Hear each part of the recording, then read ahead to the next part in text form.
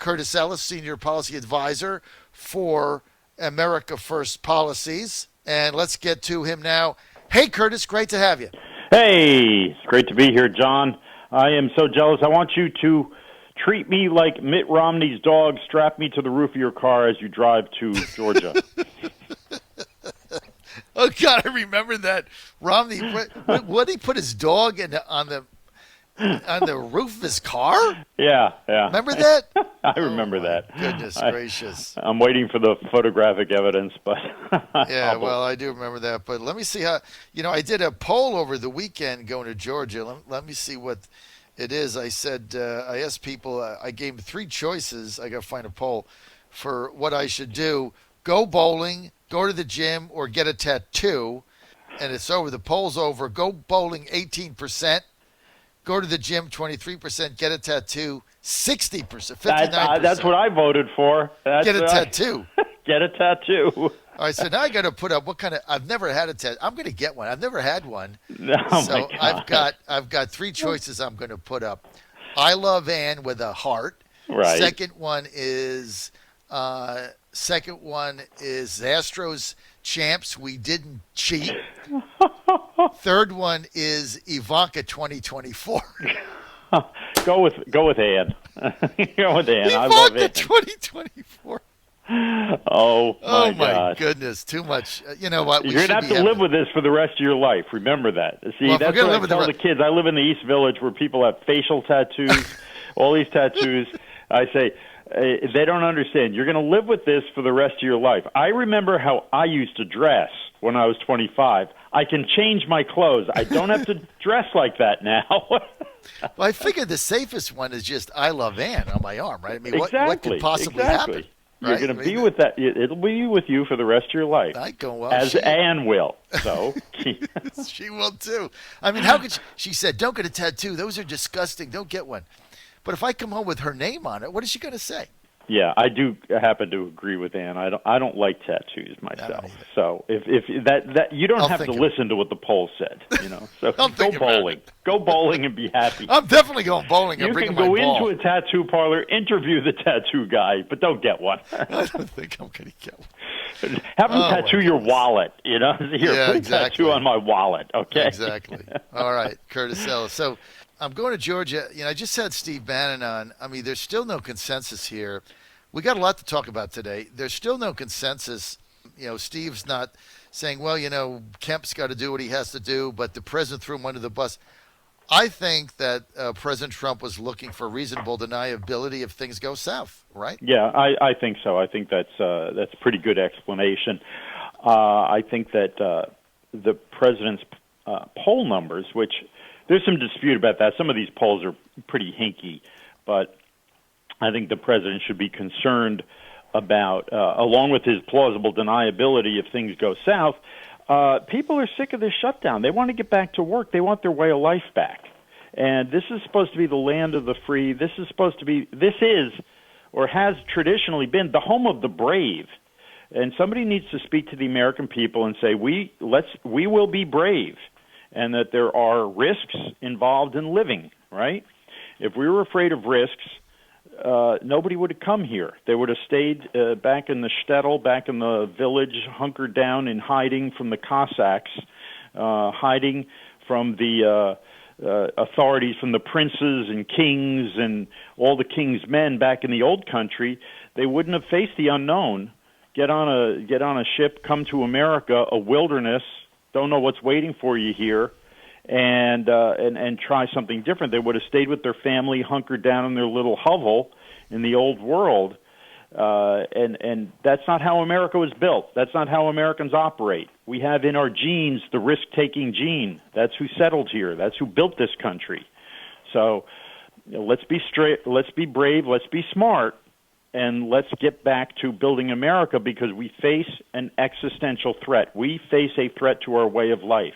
We have seen that China has the power to shut down our way of life. They did shut down our way of life, and they will do it again. And they are counting on us remaining shut down so they can overtake us on this curve, on this turn, as we go from one era to the next. You've got useful idiots like Andrew Cuomo talking about reimagining a new future. And China wants to write that future, and they need us to be hunkered down, remain in hiding for that to happen, and we can't let that happen. Is that why they allowed Chinese to go fly to the U.S. and Italy and Europe, but not allowed them to go to Beijing? Absolutely. Did they want to spread this virus? Yes, they did. I can't help but think they did. Remember, they, as you said, they shut down flights from Wuhan to Beijing, Wuhan to Shanghai, Wuhan to the rest of China, but they kept the international flights open to America, to Italy, to Europe. And then they dispatched their people to Italy, and they knew there was human-to-human transmission, right? They got their lapdog at the World Health Organization to lie to the world and say, no evidence of human-to-human transmission. The Chinese knew very well. Look, they knew very well that they were doing research in that laboratory where they took this bat virus and spliced onto it the spike, the little spike that you see on TV all the time, of little red knobby thing coming out of it. That was spliced onto this virus.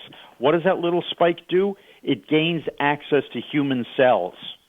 That's how it gets into the cell. That was spliced onto it. Now, this is typical research. This is not I'm not saying bioweapon conspiracy tinfoil hat stuff. This is research done every day in labs around the world, unfortunately, and it's documented in scientific papers that are peer-reviewed and published. They say they're doing this research. As a matter of fact, the Obama administration gave them money to help them do this research. So this is the kind of stuff that researchers do all the time. So they knew, my point is, they knew there was human-to-human transmission. The virus was optimized to spread that way.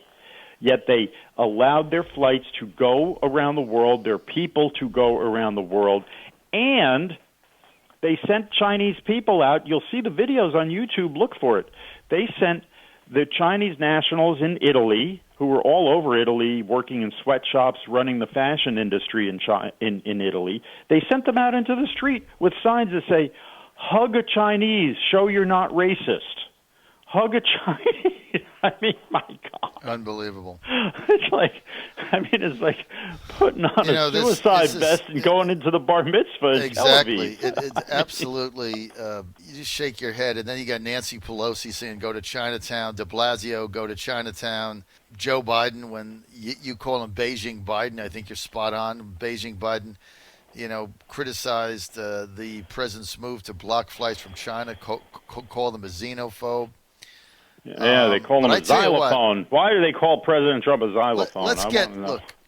This is going to be a tough conversation for some people tuning in right now. I am now mortified with the communication and the messaging coming out of the White House. I think it went from bad to okay to better to now a clown show. Every day this press conference comes on, you got ridiculous questions being asked by the fake news. The president says one thing, he goes off on a tangent, he's not on script. Now we're talking about bleach and sunlight. Whatever he says, Fauci gets on the next minute and disputes all of it, throws water on it. Pence says something positive, you feel a little bit better, like, okay, Memorial Day, this is over. Dr. Birx runs over to Stephanopoulos, wherever she went, on NBC the next minute and says, no, the social distancing is going to last through the summer. I mean, the mixed messaging. At one point the president's saying, liberate Virginia, liberate Michigan, and then he blasts Kemp for liberating Georgia. Curtis, you can't get worse than the last week there at the White House. And they got to get their act together. And that's why when you're looking at the poll numbers now, and you can talk about fake polls or anything else, I'm telling you, it has been a disaster in there this week. I don't know how they're going to change it, but every day you get so many different messages that come out of there. It's ridiculous. I don't understand how look, I worked in the administration.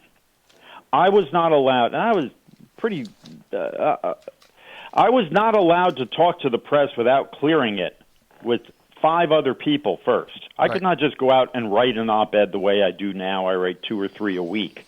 I could not go out and go on to John Fredericks' show, go on other radio shows, That's right. go on TV, without right. it being cleared by 5 different people exactly what I was going to say. I could Right. not diverge from that script by 1 syllable. Right. So how are these people out there, as you said, spreading this contradictory, confusing information? There is one message and one message alone. China is to blame. The Chinese Communist Party unleashed this on America. We will not let them get away with it. That's all you say. And what do? We have to wash our hands, and we have to wash our hands of China. That's the message. It's that simple. And we're not going to let them cow us. We're not going to let them keep us hiding in caves, hiding in our homes, hiding from each other. We do that, China wins, right? This is the message. It's that damn simple. And if they can't say it, they can shut up, not go on TV, not go on Stephanopoulos, not go in front of the cameras. You don't want to say that? Don't talk. Somebody needs to be telling these people that. I agree. I mean, why Birx and Fauci every other day get to go on major news outlets and basically overturn the message that's coming out of the White House? I mean, you and I know why they're doing it. I'm not going to say it, but you know why. You know who these people's loyalty. Look, Fauci is a good man. He's a great academic. When's the last time he ever treated a patient? When's the last time he ever walked in an emergency room and did a shift there, a 24-hour shift? That's what these people are working. When's the last time he saw on one bed somebody with COVID, somebody with the CCP virus, and on the next bed somebody who's been beaten by their husband because they've been locked up for 2 weeks? Mm-hmm. When's the last time he did that? Okay, thank you. Now shut up. I agree with you. And the other one, the Dr. Birx with this scarf, I'm sick of her now. The real estate agent. She looks like a damn real estate agent. Okay, great. Show me the walk-in closet where I can socially distance from my husband because I've got $10 million like Chris Cuomo and Christina Cuomo. Did she sell them their mansion in the Hamptons? Mm-hmm. Mm-hmm. Where he pretends to be sick. No, Cuomo, he was sick. He doesn't pretend to be sick. He talks about, it was a nightmare. I had nightmares. I had a fever. I had nightmares. That wasn't a nightmare. That was your wife who takes baths in bleach. Can you imagine living with that woman? That's a nightmare. I agree with you there. But listen, I mean, I had it this weekend. I'm done even covering for any of this or trying to rationalize it, right? Because on Friday, Mike Pence, uplifting, or Saturday, Pence is like, you know what? We're getting a handle on this. The percentage of deaths are going down. We've got studies now coming in from Stanford and USC. They're changing kind of the model. I think by Memorial Day, we're going to get to the summer. All the tough spots going to be behind us. We're going to be able to reopen the country and get back to living again, right? What a great, inspiring message. Right. And he's got facts to back it up. And I was really excited. Like, okay, there's going to be baseball. There's going to be jobs. There's going to be life. And then the next day, Birx gets on whatever show she was on. I don't even know. ABC, NBC, who cares? She gets on the Garden TV. She gets on the TV, and she's like, well, we're looking at the modeling, and we're going to probably be doing this social distancing through, the end of August or I don't know about school. I mean, that's the next day. It's like, are you guys looking at the same numbers? Can you please get on? And then, of course, all the fake news, all you get is Dr. Birx disputes everything that Pence says. The health experts say. Lockdown. In our home. How about this? How about 80-year-old people hide in their home? That's How what about 65-year-old people hide in their home? How about if you are worried about getting the disease, you hide in your home? Exactly. Or you do, or wear a diving suit when you go outside. Okay? How about that? Yep. I mean, anyway, I want to break some news here with you guys. John, you have been a loyal ally in the fight that we have been fighting for decades to contain and defeat the Chinese Communist Party and stop its absolute determination to destroy American industry and destroy America.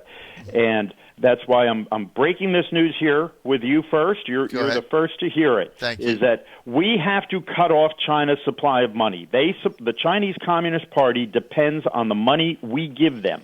You've got Wall Street sending them money, putting all of our factories there, and every time we go in to aisle 6 of Walmart and buy something made in China, they take that money and they use it to fund their laboratories and their weapons and everything else. They've got their boot on our neck. So the American Jobs Alliance is starting a campaign, boycott China. Mm-hmm. Boycott China. We've got to send a message to the Chinese Communist Party and all of its enablers. We get out of China now. Get out of China. So getoutofchina.us. You go to getoutofchina.us. You can get a window sticker. I'm old enough. I call them bumper stickers. Bumper stickers. People, yeah, bumper stickers. The Den Black keeps saying people don't put them on bumpers anymore. Call it a window sticker. Get your sticker. Get your sticker. Boycott China. Go to getoutofchina.us. You can put this on your car, in your business, on your home. And everybody's got to get one of these bumper stickers or window stickers, whatever you want to call them. Getoutofchina.us. We're going to order a bunch of them and spread them around. Getoutofchina. But look, until we spread this message, and we just had Bannon on it, and Bannon was like, legislatively, we can strip them of their sovereign immunity, seize their assets. Well, that's right. Plus, we have to remove the special status for Hong Kong. Exactly. Because all kinds of money is going through Hong Kong. They're treated like an independent country. They're not. Yeah, it's just part of the CCP. Yeah, and all the banks operating in Hong Kong are able to suck in American dollars, and that's how they're getting – that's their lifeline. And their lifeline are American companies that are doing business in China. Look, if Apple wants to build its products, assemble its products in China – we just don't buy them. Don't upgrade them. Look, I have an iPhone. I have an iPhone 6. I am not upgrading this until I hear little Tim Cook say, you know what, we're going to move out of China. Mm-hmm. And there's a message here. Look, when we say boycott China, that is a message to the CCP, and that is a message to American companies.